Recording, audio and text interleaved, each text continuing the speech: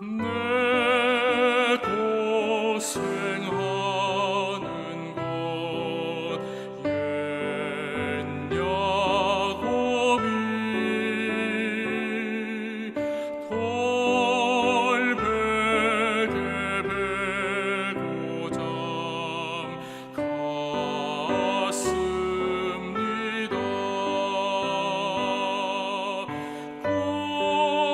꿈에도 소원이 늘 찬송하면서 주께 더 나아가기 원합니다.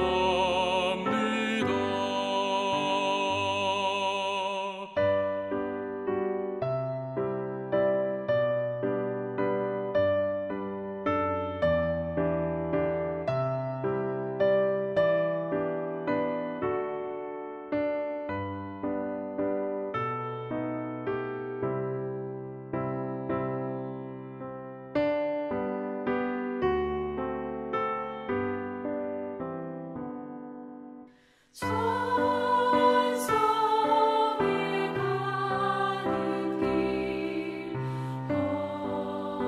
험하여도 생명길 되나니 은혜로다. 천사 날 부르니 늘 찬송하면서 주께 더 나아가기 원합니다. 야곱이 참게요 일어나노 돌단을 쌓은 것 본받아서 숨질 때 되도록 늘 찬송하면서 주께 더 나아가기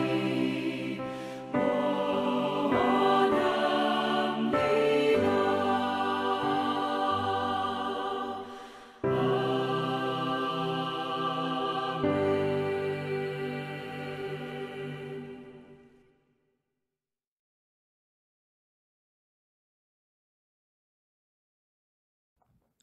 오늘 우리가 함께 나누실 하나님의 말씀은 구약성경 열왕기상 18장 30절부터 36절 말씀입니다.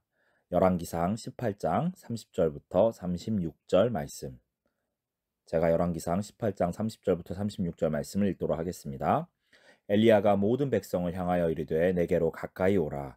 백성이 다 그에게 가까이 가매 그가 무너진 여호와의 제단을 수축하되 야곱의 아들들의 지파의 수요를 따라 엘리야가 돌 12개를 취하니 이 야곱은 옛적에 여호와의 말씀이 임하여 이르시기를 내 이름을 이스라엘이라 하리라 하신 자더라. 그가 여호와의 이름을 의지하여 그 돌로 제단을 쌓고 제단을 돌아가며 곡식종자 두세 알을 둘 만한 도랑을 만들고 또 나무를 버리고 송아지에 각을 떠서 나무 위에 놓고 이르되 통 넷에 물을 채워다가 번제물과 나무 위에 부으라 하고 또 이르되 다시 그리하라 하여 다시 그리하니 또 이르되 세 번째로 그리하라 하여 세 번째로 그리하니 물이 제단으로 두루 흐르고 도랑에도 물이 가득 찼더라. 저녁 소제 드릴 때에 이르러 선지자 엘리야가 나아가서 말하되 아브라함과 이삭과 이스라엘의 하나님 여호와여 주께서 이스라엘 중에서 하나님이신 것과 내가 주의 종인 것과 내가 주의 말씀대로 이 모든 일을 행하는 것을 오늘 알게 하옵소서. 아멘. 우리는 모두 2002년 월드컵의 아름다운 기억을 가지고 있습니다. 저는 고등학교 수험생 시절이라 그 감동의 순간들을 생생하게 경험하지는 못하였지만 대한민국 전체가 들썩거렸던 때를 기억하고 있습니다. 우리나라는 결코 이길 수 없을 것만 같았던 세계의 강호들을 차례로 격파하여 4강에까지 올라가는 믿을 수 없는 결과를 내었습니다. 사실 직접적인 승리도 좋지만 그 자체보다는 IMF의 충격으로 인하여 자신감이 사라지고 낙심에 빠져있던 우리 모든 국민들에게 월드컵은 새로운 희망과 자신감을 불어넣어 주었습니다. 오늘 우리는 그 월드컵의 승리보다 더욱 짜릿하고 놀라운 승리의 순간을 말씀 속에서 만나게 됩니다. 그리고 이 승리 안에 담겨져 있는 하나님의 뜻을 함께 나누면서 믿음의 도전이 되기를 원합니다. 북이스라엘 왕국의 아합 왕 시절 하나님을 믿던 이스라엘 나라는 그 신앙을 완전히 잃어버리고 철저하게 무너지게 되었습니다. 왕궁에서부터 시작하여 많은 이들이 바알신을 숭배하고 그 제단을 약속의 땅인 가나안에 만들고서 아무런 부끄러움도 없이 드러내놓고 당당하게 우상 숭배를 하였습니다. 하나님을 신실하게 섬기던 선지자들은 오히려 핍박을 받아 죽음의 위기 속에서 두려워 떨어야 했으며 너무나 낙심되는 상황이 계속 이어졌습니다. 이러한 상황 속에서 엘리야는 하나님의 부르심을 쫓아 바알과 아세라를 섬기는 선지자들을 갈멜산으로 불러 모아 대결을 신청하였습니다. 각자 송아지를 한 마리씩 잡아 하늘로부터 불을 내려달라고 자신이 믿는 신들에게 기도를 하여 그 응답 여부로 누가 진정으로 살아계신 신인지를 판정하기로 한 것입니다. 오전부터 낮이 넘도록 바알신의 선지자들이 아무리 자신들의 신을 불러 보았으나 그들은 전혀 응답을 받지 못하였습니다. 이제 엘리야가 혼자서 여호와 하나님을 부르며 하늘에서 불이 내리도록 기도를 할 차례가 되었습니다. 그러나 엘리야는 바로 하나님께 기도를 한 것이 아니라 그 전에 무언가 많은 것들을 하기 시작하였습니다.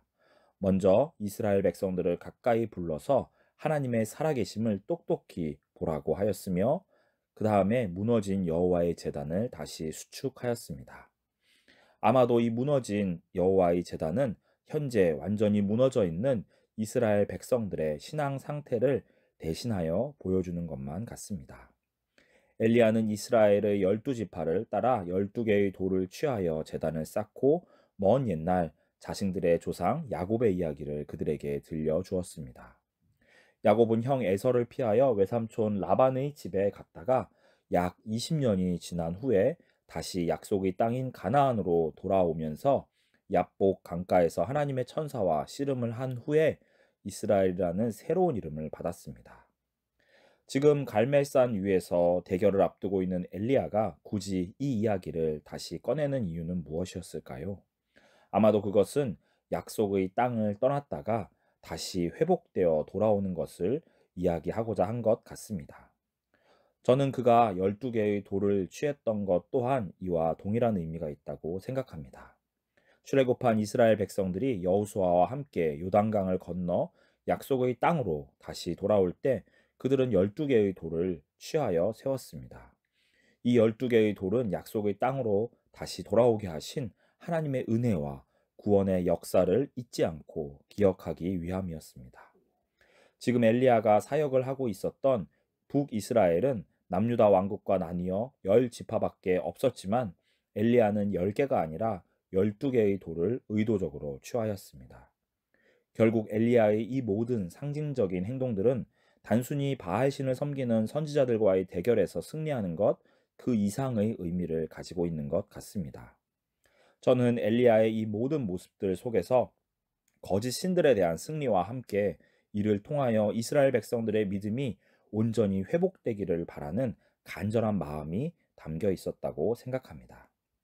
이것은 마치 월드컵에서 단순히 축구 경기에서 승리하는 것 그 이상으로 우리 국민들의 자신감을 다시 회복시켜주는 의미를 가지고 있었던 것과 유사합니다.